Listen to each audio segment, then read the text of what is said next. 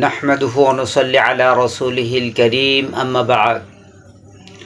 প্রিয় দেশবাসী, আল্লাহ পাকের নিকট তিনটি জিনিস সবচেয়ে বেশি প্রিয়। এক নম্বর হলো জিকিরে লিপ্ত জবান। যে জবান সব সময় জিকিরে লিপ্ত থাকে, আল্লাহ পাকের জিকির তার কাছে ভালো লাগে।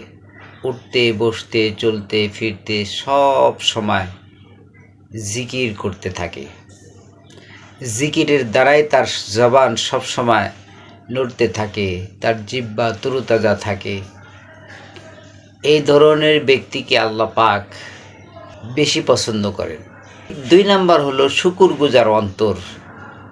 সুখে দুঃখে যে অবস্থায় থাক না কেন, যে মানুষ সবসময় শুকরিয়া আদায় করে, আলহামদুলিল্লাহ, আল্লাহ যেভাবে রাখছেন শুকরিয়া, এই শুকরগুজার অন্তর আল্লাহ পাক খুব বেশি পছন্দ করে। এই জন্য আমরা শুকরগুজার হব, আল্লাহ পাকের শুকরিয়া আদায় করব।